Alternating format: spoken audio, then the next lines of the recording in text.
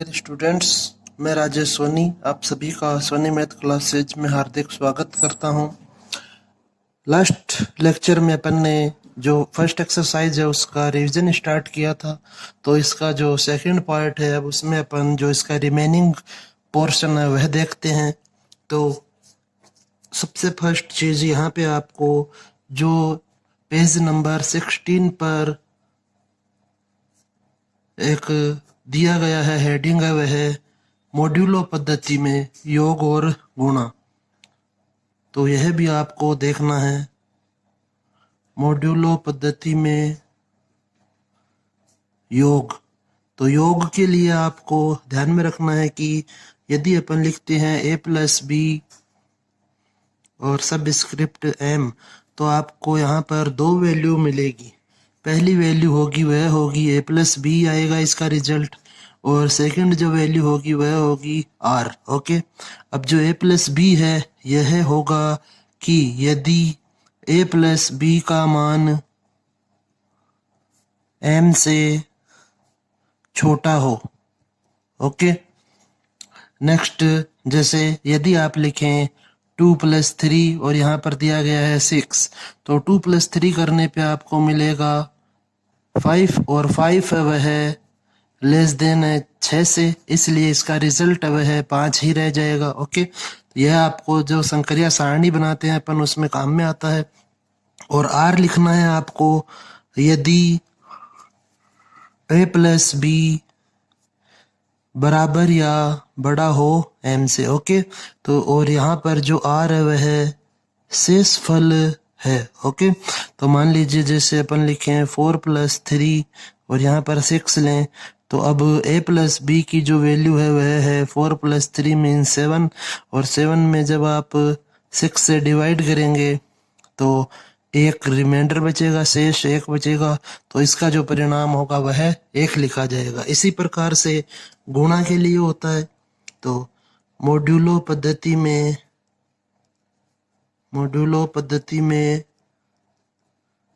गुणा या गुणन जो भी बोले आप, तो यदि आपको a क्रॉस b और यहाँ पर m लिखा हुआ मिले तो इसके भी सेम आपको दो रिजल्ट लिखने हैं, a क्रॉस b और एक r।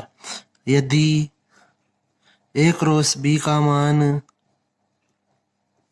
m से छोटा हो और r यदि a क्रॉस b की वैल्यू इक्वल या ग्रेटर देन हो m से। ओके, तो अब अपन इनको और भी समझने के लिए, ढंग से समझने के लिए, जो संक्रिया सारणी है इम्पोर्टेंट टॉपिक है, आपका एग्जाम में आ सकता है, उसको देखते हैं। तो आपका जो बुक में एक एग्जाम्पल दिया गया है वह है ऐसे एक सेट दिया गया है जिसमें 4 एलिमेंट है 0 1 2 एंड 3, और साथ में आपको दिया गया है ऑपरेटर वह +4। ओके, तो यहाँ पे अब आप एक संक्रिया, ये क्वेश्चन है आपका फर्स्ट, तो इसके लिए एक संक्रिया सारणी बनाएंगे जिसमें आपको, चूंकि यहाँ पर 4 अवयव दिए गए हैं इसलिए 5 पंक्ति और 5 स्तंभ का एक बॉक्स बनाना है। First, second, third, fourth and fifth. First, second, third, fourth and fifth. यहाँ पे आप लिखेंगे +4 और यहाँ लिखेंगे 0 1 2 3, और यह जो स्तंभ है इसमें भी आप लिखेंगे 0 1 2 एंड 3। अब यहाँ पर यह जो रिमेनिंग पार्ट है, ये जो ब्लैंक बॉक्सेज बच रहे हैं, इनमें हमें शेषफल लिखना होता है। तो अब आप इसको कंप्लीट करेंगे तो 0 + 0 हो गया 0, और 0 है वह 4 से छोटा है इसलिए इसका रिजल्ट वह 0 ही रहेगा। 0 + 1 करने से 1, 0 + 2 से 2, 0 + 3 से 3। इसी प्रकार यहाँ पर 1 2 3 हो जाएगा। अब जब आप 1 + 3 करेंगे और तो इसको आपको लिखना होगा 1 + 3/4 मतलब 4/4। तो 4 को 4 से डिवाइड करेंगे तो जो शेषफल है इस स्थिति में वह होगा 0, तो इसलिए आपको यहाँ पर लिखना होगा 0। इसी प्रकार से 2 + 0 से 2, 3, 2 + 4, 2 से 2 + 2 करेंगे और 4 से डिवाइड करेंगे तो यहाँ पर भी शेषफल है वह 0 होगा। इसी प्रकार 2 + 4 3 करने से 2 + 3/4, तो यह हो गया 5/4 मीन्स इस स्थिति में शेष फल वह होगा 1। ओके, इसी प्रकार यहाँ आ जाएगा 3, 4 मीन्स 0, 5 मीन्स 1 और 6 मीन्स 2। ओके, इस प्रकार से हमें यह संक्रिया सारणी बनानी होती है। इन सभी जो ब्लैंक बॉक्स थे उनमें आपको शेषफल लिखना होता है हमेशा ही। जैसे लास्ट की बात करें, यदि यहाँ पर 2 कैसे आया तो आप लिखेंगे 3 + 3 और जो m की वैल्यू है वह 4 है, तो यह होगा 3 + 3/4 मीन्स 6/4। अब जब आप 6 में 4 से डिवाइड करेंगे तो ये 1 टाइम डिवाइड होगा और जो शेषफल है वह 2 होगा, इसलिए यहाँ पे अपन ने 2 लिखा। ओके, अब इसी जो संक्रिया सारणी है इससे संबंधित 1-2 क्वेश्चन और बनते हैं यहाँ पर। तो आपको ध्यान में रखना है कि यदि यह जो पंक्ति है यह इस ऊपर दी गई पंक्ति के जैसी हो और यह जो स्तंभ है फर्स्ट यह इस स्तंभ के जैसा हो, बिल्कुल सेम यदि हो, तो इस स्थिति में क्वेश्चन में पूछा जाता है तत्सम का अवयव ज्ञात कीजिए। तो इस स्थिति में तत्सम का अवयव होगा 0। यह अवयव जिससे स्टार्ट हो रही है वह पंक्ति और यह स्तंभ। ओके, तो इस सारणी के लिए तत्सम का अवयव होगा 0। नेक्स्ट इसके बाद में इससे क्वेश्चन बनता है वह है कि प्रत्येक अवयव का प्रतिलोम ज्ञात कीजिए। तो यहाँ पर अब आप देखिए कि हमें 0 का प्रतिलोम ज्ञात करना है, 1 का प्रतिलोम, 2 का प्रतिलोम, 3 का प्रतिलोम। ओके, तो आपको इसके लिए देखना होता है कि ये जो अपन ने शेषफल की सारणी लिखी थी इसमें 0 कहाँ कहाँ पर स्थित है। ओके, तो आप देखें कि 3 के सामने 0 ये जो है ये यहाँ पर है, तो इसके सबसे ऊपर आपको 1 मिल रहा है, अर्थात 3 का प्रतिलोम होगा 1। इसी प्रकार इस लाइन में 0 यहाँ पे आ रहा है तो 2 का प्रतिलोम होगा 2, और इस लाइन में 0 यहाँ है तो 1 का प्रतिलोम होगा 3 और 0 का प्रतिलोम होगा 0। इस प्रकार से आपको यह संक्रिया सारणी बनानी आनी चाहिए। ओके, चलो अब अपन नेक्स्ट एक और सेम एग्जाम्पल है वह भी देख लेते हैं। आपकी बुक में दिया गया है s = 1 omega and omega square दिया गया है और यहाँ पर आपको केवल क्रॉस दिया गया है, m नहीं दिया गया है।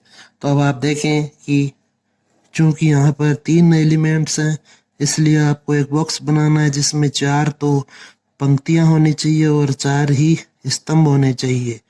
ओके, और यहाँ पर आप लिखेंगे क्रॉस और ये 3 एलिमेंट्स हो जाएंगे 1 omega omega square.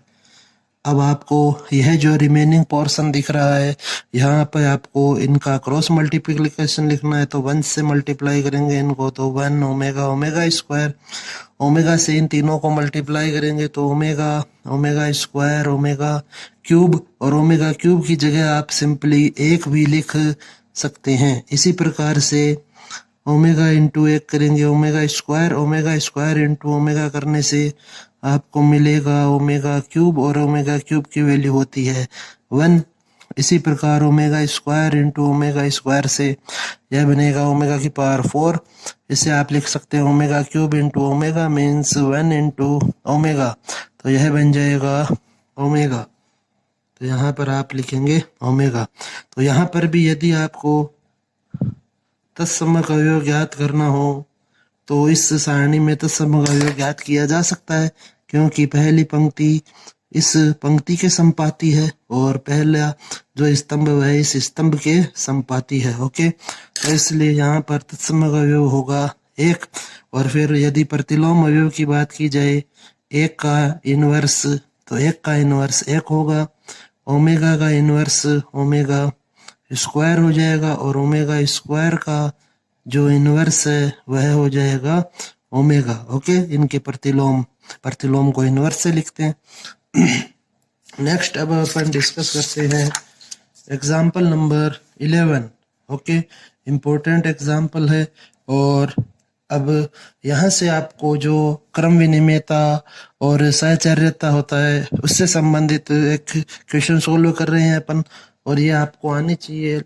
Most probable chance है कि एग्जाम में आपको इससे संबंधित क्वेश्चन मिलेगा इस बार। तो आप देखें कि एग्जाम्पल नंबर 11 जो दिया गया है उसमें है कि जो एक सेट दिया गया है आर वास्तविक संख्याओं का, उसमें एक संक्रिया है जो दी गई है a star b is equal to a plus B minus A b के द्वारा। ओके, अब आप को साथ में दिया गया है कि for every A comma B belong to R, और ए की वैल्यू है वह 1 के इक्वल नहीं होगी। तो इसका फर्स्ट पार्ट है आपको क्रम विनिमेयता और सहचार्यता की जांच करनी है। तो क्रम विनिमेयता के लिए अपन यहाँ पर जांच कर रहे हैं। अब आपको पता होना चाहिए क्रम विनिमेयता में यदि ए स्टार बी और बी स्टार ए की वैल्यू बराबर हो तो वह क्रम विनिमेय होगा। तो सिंपली अपन इन दोनों की वैल्यू ज्ञात करेंगे। तो यह है a plus B minus A b, और बी स्टार ए की वैल्यू करने पर अब पहली वैल्यू बी होगी और दूसरी वैल्यू ए है, तो यह बन जाएगा बी प्लस ए माइनस बी ए।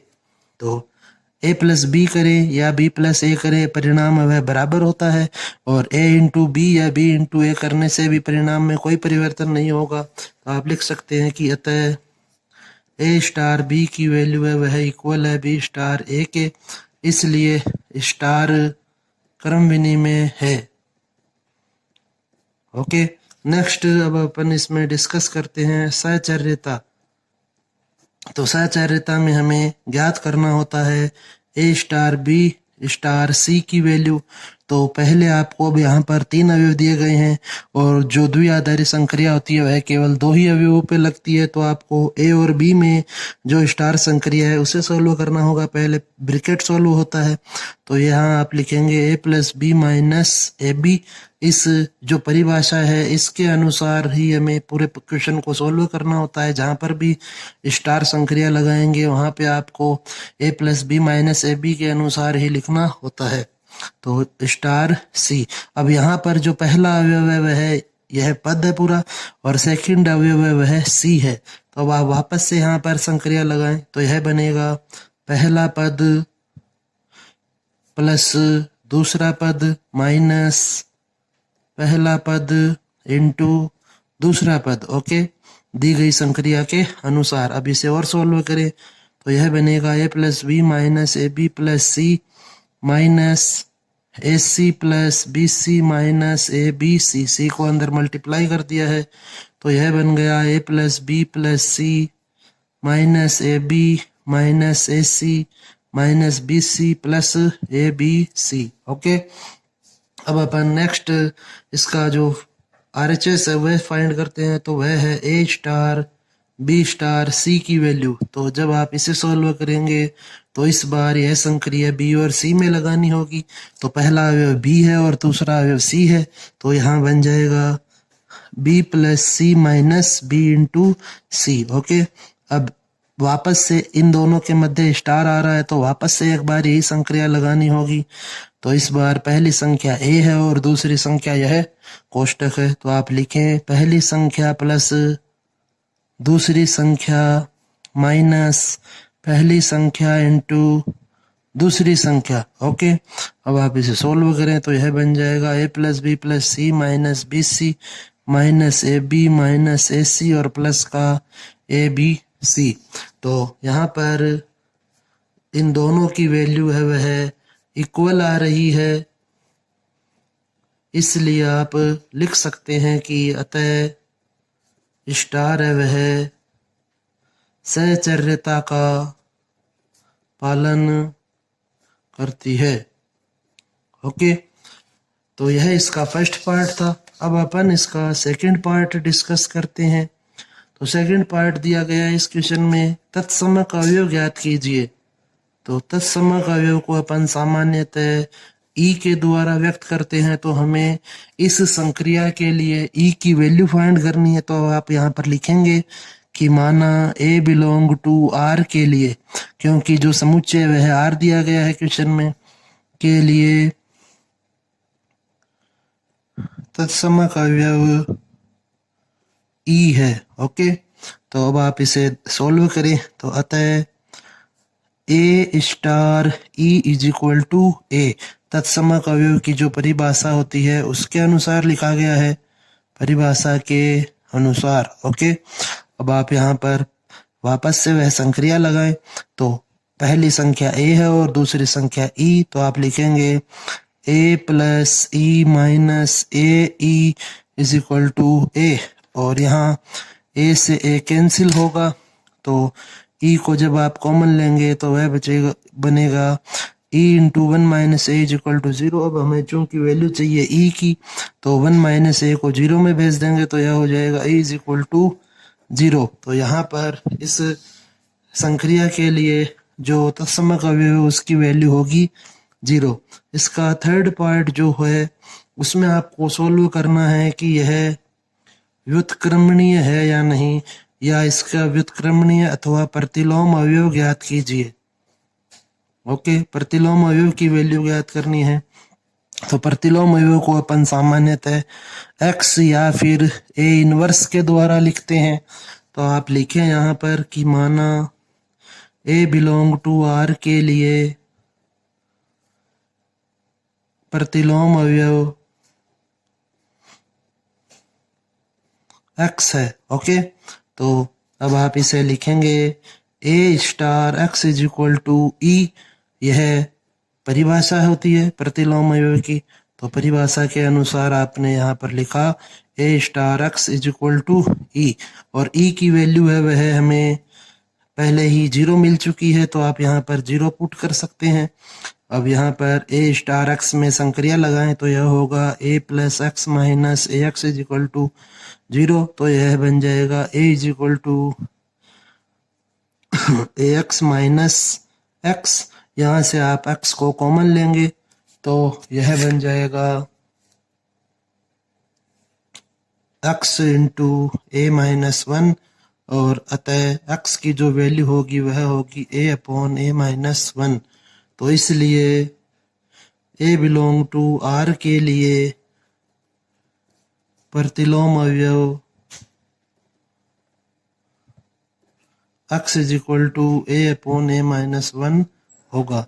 इस प्रकार से आपको यह क्वेश्चन सॉल्व करना है। तो एग्जाम में आपको यहाँ पर दो पॉसिबिलिटी बनती है इस क्वेश्चन में, या तो वह क्रम विनिमेयता और सहचार्यता की जांच के लिए क्वेश्चन पूछ सकता है, या फिर आपको तत्समक अवयव प्लस व्युत्क्रमणीय अवयव के लिए क्वेश्चन पूछा जा सकता है। ओके, तीनों पार्ट एक साथ में नहीं पूछे जाएंगे। नेक्स्ट अपन डिस्कस करते हैं एग्जाम्पल नंबर 12, और एग्जाम्पल नंबर 12 में भी सेम तीनों पार्ट सोल्व करने हैं, लेकिन यहाँ पे अपन केवल फर्स्ट पार्ट डिस्कस करेंगे, अर्थात इसमें क्रम विनिमेयता और सहचार्यता की जांच करेंगे। अगर क्वेश्चन बनेगा तो यही पूछा जाएगा इससे एग्जाम में। तो आप देखें यहाँ पर एग्जाम्पल नंबर 12 जो है उसमें दिया गया है कि ऐसे कोई सेट है जिसमें एक आपको ऑर्डर्ड पेयर क्रमित युग्म लेना है, ए बी बिलोंग टू आर और a is not equal to zero. Okay, और जो संक्रिया है वह है a comma b star c comma d is equal to a c comma b c plus d. Okay, तो अब आपको यहाँ पर इस संक्रिया को समझना है कि यह संक्रिया किस प्रकार से लग रही है, क्योंकि पूरा क्वेश्चन अब इसी पे बेस्ड है। तो आप देखें, यदि अपन इसको पहली संख्या माने, इसे दूसरी, इसे तीसरी और इसे चौथी संख्या माने, तो यह बन रहा है पहली संख्या इंटू तीसरी संख्या कोमा दूसरी संख्या इंटू तीसरी संख्या और प्लस इसमें जुड़ रही है चौथी संख्या। तो अब वैल्यू कुछ भी हो आपको हमेशा यह लिखना है, पहली संख्या को मल्टीप्लाई करेंगे तीसरी संख्या से, कोमा दूसरी संख्या को मल्टीप्लाई करेंगे तीसरी संख्या से प्लस 4। ओके, वैल्यू कुछ भी हो उस पर आपको डिपेंड नहीं रहना है। तो अब आप यहाँ पर देखें, इसका जो फर्स्ट पार्ट है क्रम विनिमेयता की जांच कर रहे हैं अपन। तो क्रम विनिमेयता में आपको ए comma b star c comma D की वैल्यू लिखनी है। तो यह तो परिभाषा के अनुसार सेम ही लिखा जाएगा, a into c comma b c plus d. अब क्रम विनिमेयता में जो फर्स्ट और सेकंड वैल्यू होती है उन्हें आपस में चेंज कर दिया जाता है। तो इसे आप लिखें C D star A B. अब आप यहाँ पर देखें कि अब पहली संख्या है वह सी है, दूसरी संख्या डी, तीसरी संख्या ए और चौथी संख्या बी है। तो इस नियम के अनुसार आप लिखेंगे पहली संख्या गुणा तीसरी संख्या, अर्थात सी गुणा ए। नेक्स्ट कॉमा लगाकर आपको लिखना है दूसरी संख्या इंटू तीसरी संख्या। तो यहाँ पर दूसरी संख्या वह डी है, तो डी इंटू ए प्लस बी। तो अब आप यहाँ पर देख सकते हैं कि जो क्रमित युग्म का सेकंड पार्ट है वह इक्वल नहीं है।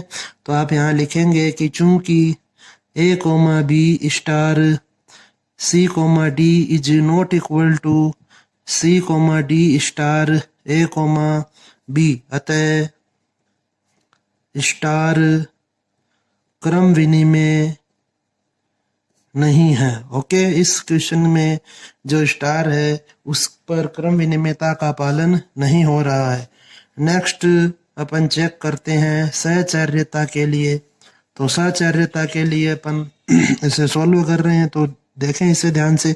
अब जब भी सहचार्यता की बात आती है तो वहां पे हमेशा हमें 3 अवयव चाहिए होते हैं। अब यहाँ पर अवयव की जगह क्रमित युग्म दिए गए हैं तो 3 क्रमित युग्म चाहिए होंगे। तो आप लिखें a comma b star c comma d star e comma f. अब आप इसे सॉल्व करें। तो चूंकि 3 अवयव दिए गए हैं इसलिए पहले आपको यह कोष्टक हल करना होगा। तो इसे अपन लिखेंगे, अब यहाँ पर जो संक्रिया है वह सेम क्वेश्चन के अनुसार ही है, तो इसको लिखेंगे अपन a c comma b c plus d star e comma f. अब आप यहाँ पर देखिए कि इस बार अब पहली संख्या वह ए सी है, दूसरी संख्या वह बी सी प्लस डी है, तीसरी संख्या ई और चौथी संख्या एफ है। तो आपको जो क्वेश्चन में संक्रिया दी गई है उसके अनुसार लिखना है पहली संख्या गुणा तीसरी संख्या। तो आप लिखें पहली संख्या अर्थात ए सी, यह गुणा होगा ई से, कोमा दूसरी संख्या अर्थात बी सी प्लस डी गुणा होगी तीसरी संख्या से मतलब ई से, और इसमें चौथी संख्या को आपको जोड़ देना है। तो यहाँ पर चौथी संख्या वह एफ है, तो यह इस प्रकार से लिखा जाएगा। तो यह बन गया a c e comma b c e plus d e plus f. Okay, अब अपन इसका सेकंड पार्ट सोल्व करते हैं। तो वह है a comma b star c comma d star e comma f. Okay, तो अब इस बार जो संक्रिया है वह पहले आपको इस कोष्टक में लगानी होगी। तो यहाँ पर पहली संख्या सी, दूसरी संख्या डी, तीसरी संख्या ई और चौथी संख्या एफ है। तो जो नियम या जो संक्रिया है उसके अनुसार यहाँ पे अपन मल्टीप्लाई करेंगे पहली संख्या को तीसरी से, तो अर्थात आप लिखेंगे सी इंटू ई, कोमा दूसरी संख्या मल्टीप्लाई होगी तीसरी से तो डी इंटू ई प्लस चौथी संख्या अर्थात एफ। अब इसे वापस से आपको सरल करना होगा। तो अब पहली संख्या है वह ए है, दूसरी संख्या बी, तीसरी संख्या सी ई और चौथी संख्या वह है डी ई प्लस एफ। तो यह बन जाएगा पहली संख्या इंटू तीसरी संख्या। ओके, एंड कोमा दूसरी संख्या इंटू तीसरी संख्या प्लस चौथी संख्या। इस प्रकार से आपको इसे लिखना है। तो अब आप इसे और सरल करें तो यह बन गया a c e comma b c e plus d e plus f. Okay, तो चूंकि a comma b star c comma d star e comma f की वैल्यू बराबर है a comma b star c comma d star e comma f के, तो अतः star सहचर्यता का पालन करती है। ओके, इस प्रकार से आपको यह सॉल्व करना है। तो यदि एग्जाम में एग्जाम्पल नंबर 12 आता है तो उसमें आपसे इतना ही पूछा जाएगा। ओके, 2 नंबर में। अब अपन नेक्स्ट देखते हैं, इसी में लास्ट एग्जाम्पल है एग्जाम्पल नंबर 13। वह भी इम्पोर्टेंट एग्जाम्पल है तो इसे भी अपन डिस्कस करेंगे। तो जो एग्जाम्पल नंबर 13 है वह है कि आपको एक सेट दिया गया है एस, उसके जो एलिमेंट्स हैं वे हैं capital A, capital B, capital C और कैपिटल डी। और जहाँ पर जो ए है वह रिक्त समुच्चय है, बी है उसमें 2 एलिमेंट है ए और बी, सी जो समुच्चय है उसमें भी 2 एलिमेंट है ए और सी, और डी जो समुच्चय है उसमें 3 एलिमेंट है ए बी एंड सी। ओके, अब आपको क्वेश्चन में दिया गया है कि सिद्ध कीजिए कि यूनियन तो द्विआधारी संक्रिया है लेकिन उभयनिष्ठ द्विआधारी संक्रिया नहीं है। तो यहाँ पे आप लिखें यूनियन के लिए, ओके, अर्थात संघ के लिए, जिसे अपन यू के द्वारा व्यक्त करते हैं। तो आप लिखेंगे ए यूनियन बी की वैल्यू, ए यूनियन सी की वैल्यू, ए यूनियन डी की वैल्यू, फिर इसके बाद बी यूनियन सी की वैल्यू, बी यूनियन डी की वैल्यू और फिर सी यूनियन डी की वैल्यू। तो अपन इसे सॉल्व करते हैं। तो जो ए यूनियन बी है तो आपको यहाँ पर लिखना है ए अर्थात रिक्त समुच्चय, और इसमें बी की वैल्यू बी में दिया गया है ए बी। तो जब आप इन दोनों को ऐड करेंगे तो यह बन जाएगा ए बी, अर्थात आपको यहाँ से समुच्चय मिल रहा है बी और बी है वह एस में उपस्थित है। तो यह द्विआधारी संक्रिया है ए और बी के लिए। नेक्स्ट अपन चेक करते हैं ए और सी के लिए। तो 5 में आपको ऐड करना है ए और सी को, तो यह बनेगा ए सी, अर्थात सेट सी मिल रहा है और यह भी एस में उपस्थित है। इसके बाद नेक्स्ट इसी प्रकार से ए और डी के लिए चेक करेंगे। तो ए यूनियन डी करने से आपको ए बी सी मिल रहा है, अर्थात समुच्चय डी प्राप्त हो रहा है, और डी है वह एस में उपस्थित है। तो ए है वह बी के साथ यूनियन होगा, ए का सी के साथ भी यूनियन संभव है और ए का डी के साथ भी यूनियन संभव है। अब बी की बात करते हैं। तो बी में जो आपको अवयव दिया गया है वह है ए बी, और सी में जो अवयव दिए गए हैं वह है ए सी। तो अब आप इनको ऐड करेंगे तो यह बनेगा ए बी सी, और इससे आपको मिल रहा है डी सेट, और डी है वह इसमें उपस्थित है। आप यहाँ से इसको समझ सकते हैं द्विआधारी संक्रिया को, कि जब अपन किसी समुच्चय से 2 अवयव लेते हैं तो आपने यहाँ पर 2 अवयव लिए बी और सी, तो उन दोनों अवयवों पर जो संक्रिया लगाई जाती है उसका परिणाम भी उसी समुच्चय में होना चाहिए जिस समुच्चय से वे दोनों अवयव लिए गए हैं। तो बी और सी है वे एस से लिए गए और उन पे परिणाम जो संक्रिया लगाने के बाद परिणाम आया वह डी आया, और डी है वह भी एस में उपस्थित है, इसलिए बी और सी में भी द्विआधारी संक्रिया का पालन हो रहा है। नेक्स्ट ए बी की वैल्यू है ए बी, यूनियन करना है इसका डी से। तो जब आप इनको सोल्व करेंगे तो यह ए बी सी ही बनेगा, अर्थात डी प्राप्त होगा। तो यह भी द्विआधारी संक्रिया है। नेक्स्ट सी की वैल्यू, तो सी की वैल्यू है ए सी, यूनियन करना है इसका ए बी सी से। तो यहाँ पे हमें प्राप्त होगा ए बी सी, और यह भी डी के इक्वल है, अर्थात आपने एस से कोई भी 2 संख्या ली और उन पे यूनियन संक्रिया लगाई, और यूनियन संक्रिया लगाने से जो परिणाम है वह भी हमें एस में ही मिल रहा है, इसलिए जो यूनियन है वह, अतः यूनियन एक द्विआधारी संक्रिया है। अब अपन बात करते हैं उभयनिष्ठ की।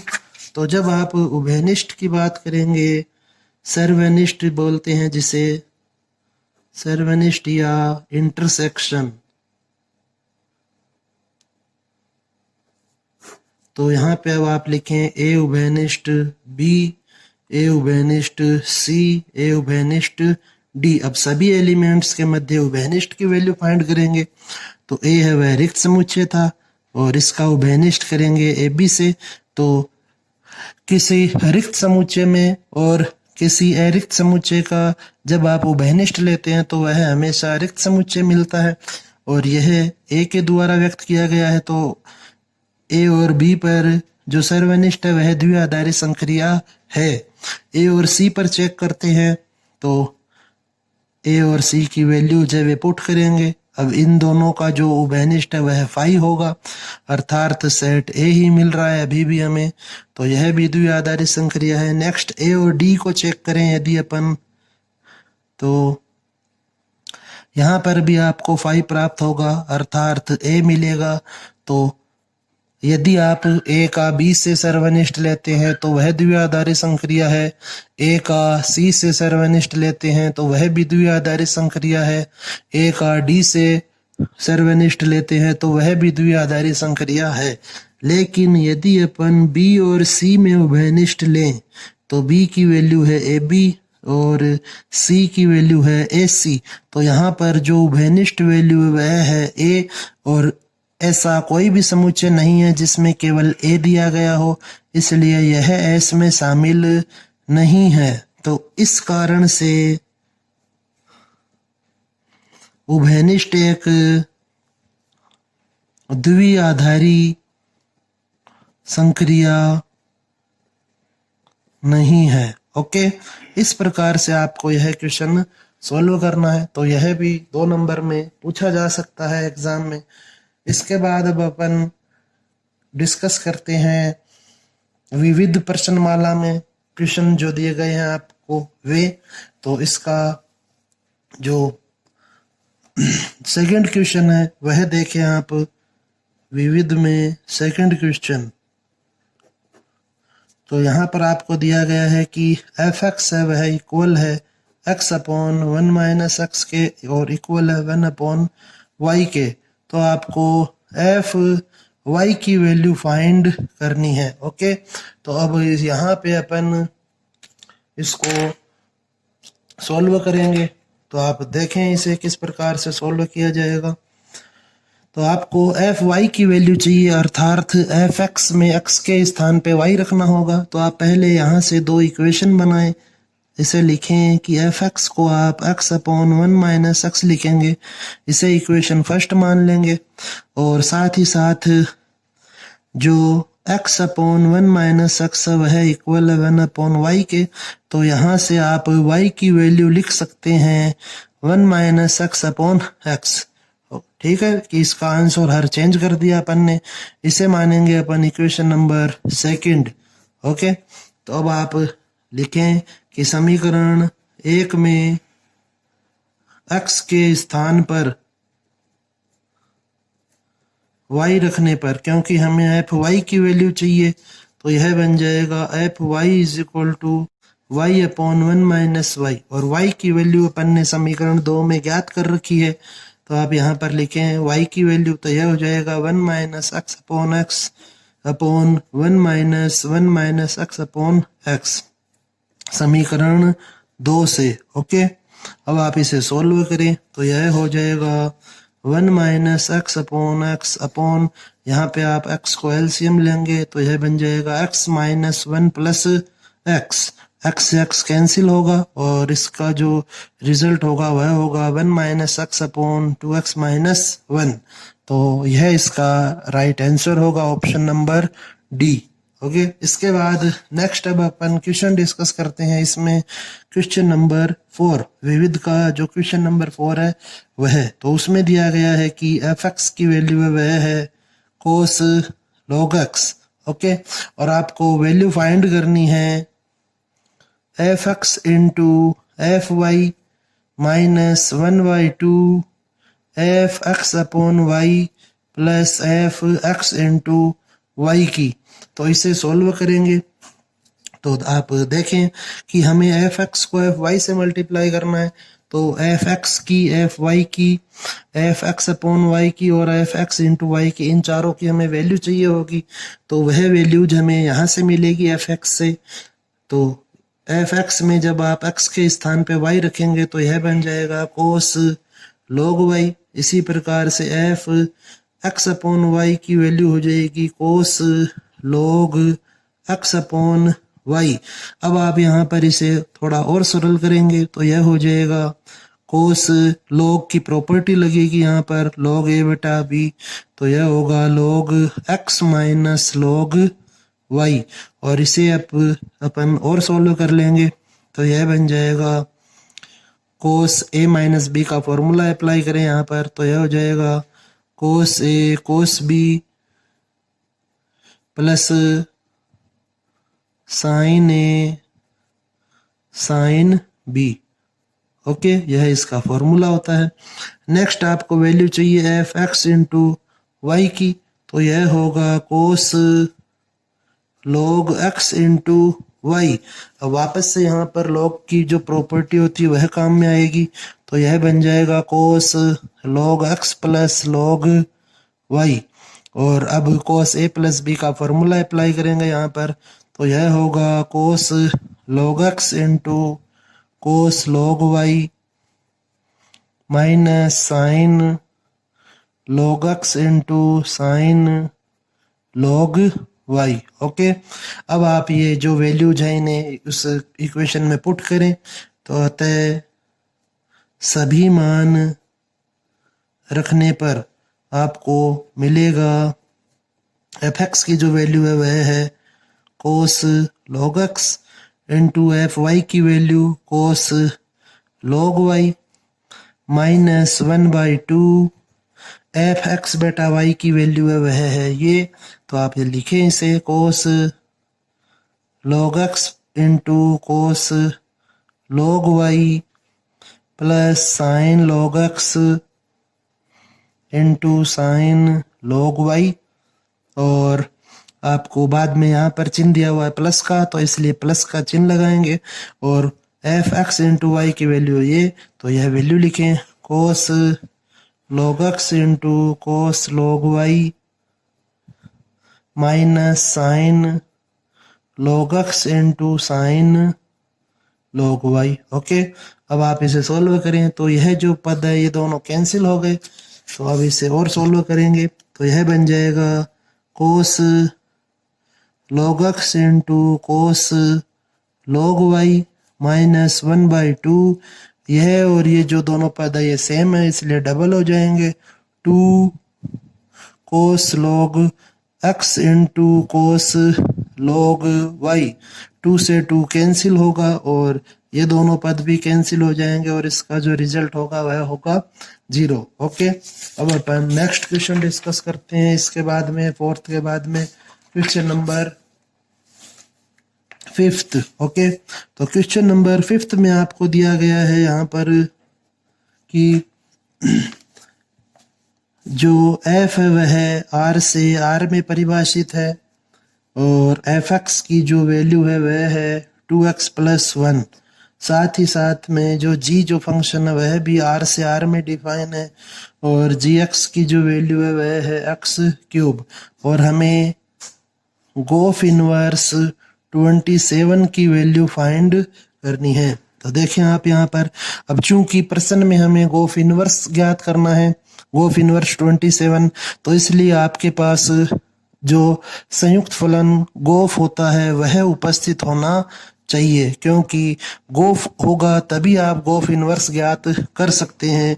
तो आप यहाँ पर इसे सॉल्व करें तो आप लिखें एफ व जी का संयुक्त फलन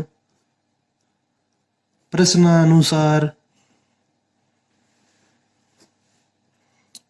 गोफ x is equal to G of F X की जो वैल्यू है वह दी गई है आपको 2x प्लस 1। अब यहाँ पर जो फंक्शन है वह g दिया गया है, अर्थात यह जो वैल्यू है वह gx में x के स्थान पर रखनी है, इसलिए यह बन जाएगा 2x प्लस 1 का होल क्यूब। ओके, तो यह आपको गोफ x की वैल्यू मिलेगी इस प्रकार से।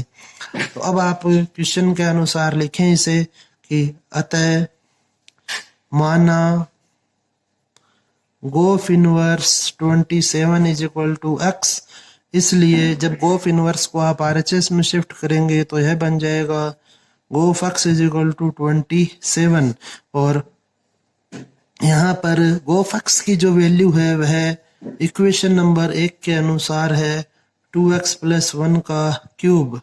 ओके, तो यह क्यूब जब RHS में शिफ्ट होगा तो यह बनेगा 2x plus 1 is equal to 27 की पावर 1/3, अर्थात इसे आप 3 लिख सकते हैं।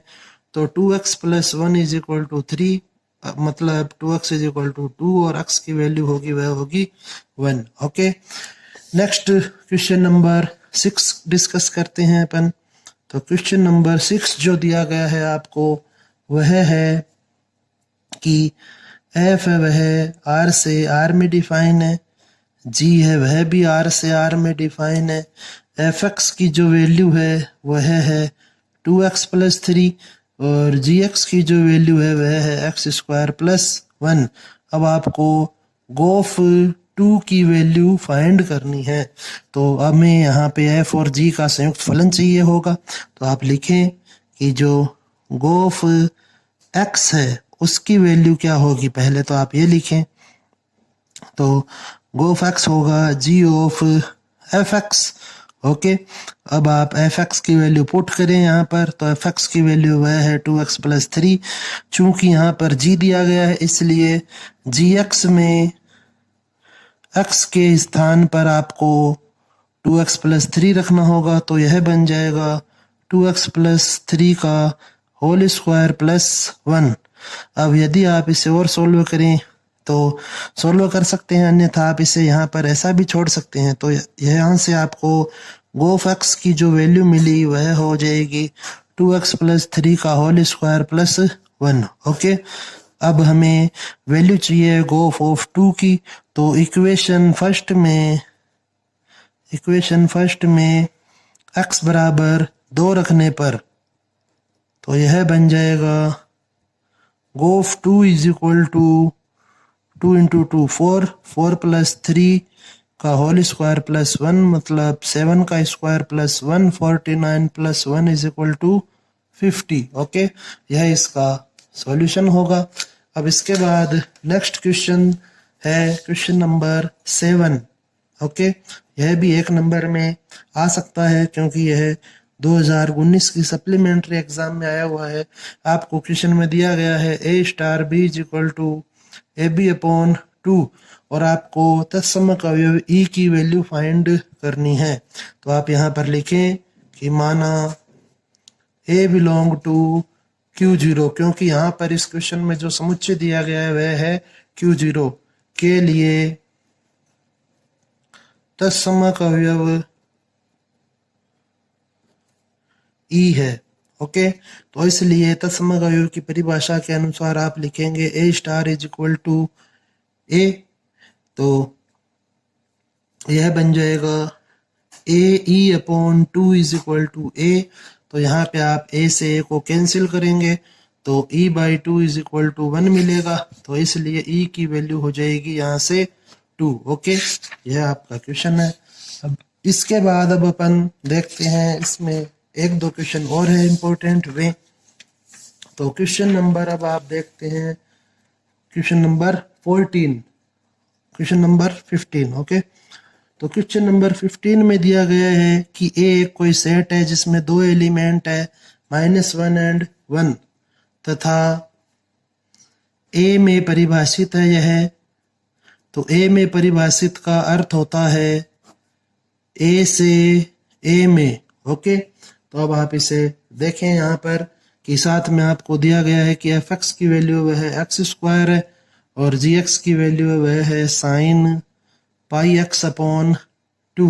ओके, तो आपको सिद्ध करना है कि g इनवर्स तो विद्यमान है और f इनवर्स विद्यमान नहीं है। तो f और g है वे दोनों प्रश्न में दिया गया है कि f और g है वे a से a में डिफाइन है। ठीक है, तो इसलिए आप इसका डायग्राम बनाएं। इधर भी a होगा और इधर भी a, अर्थात प्रांत और सह प्रांत वे a होंगे। -1 एंड 1, -1 एंड 1। पहले अपन बात करते हैं f की। तो चूंकि आपको fx दिया गया है x स्क्वायर, तो आप लिखेंगे कि यदि x इज इक्वल टू -1 होगा तो f -1 की वैल्यू होगी 1 और यदि x इज इक्वल टू 1 होगा तो f1 की वैल्यू होगी 1 अर्थात -1 लेने पर भी 1 प्राप्त होगा और 1 लेने पर भी। तो चित्रानुसार यह जो फलन है f यह बहुएकी फलन है, इसलिए f इनवर्स विद्यमान नहीं होगा, क्योंकि किसी भी फलन का इनवर्स वह तभी ज्ञात किया जा सकता है जब वह एकेकी फलन हो, और यह फलन वह बहुएकी है, इसलिए f इनवर्स विद्यमान नहीं होगा। अब अपन बात करते हैं फलन g की। तो फलन g के लिए आप देखें कि g है वह भी a से a में परिभाषित है, तो -1 and 1 -1 and 1, और gx जो दिया गया है वह है sin πx/2।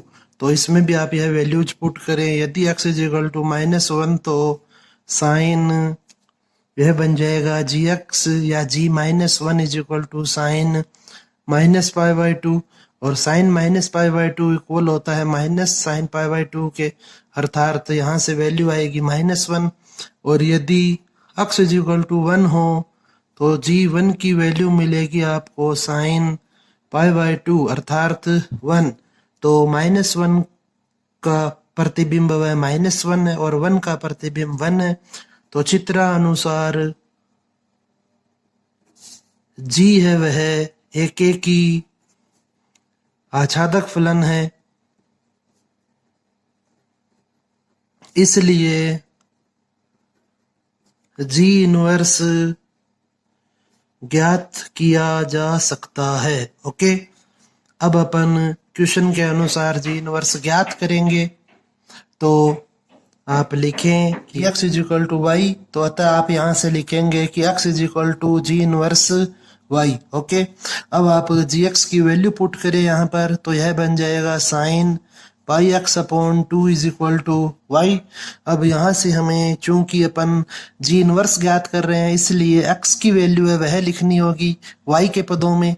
तो आप इसे लिखेंगे कि πx/2 sin inverse y। Okay, और साथ ही साथ यहाँ से x की वैल्यू है जो होगी 2/π इंटू साइन इनवर्स y, और x के स्थान पे अपन लिखेंगे g इनवर्स y। तो यह बन गया g inverse y = 2/π into sine inverse y। Okay, अब आप जब y के स्थान पर x रखेंगे तो g इनवर्स x आपको प्राप्त होगा 2/π into sine inverse x। Okay, यह इस क्वेश्चन के लिए प्रतिलोम फलन है, g इनवर्स x की वैल्यू। अब यहाँ पर कुछ एक क्वेश्चन और भी हैं जो एक्स्ट्रा जो आपको सोल्व करने हैं, वे आपको यहाँ पर नेक्स्ट जो पेज है अपना यहाँ पे दिख रहे होंगे।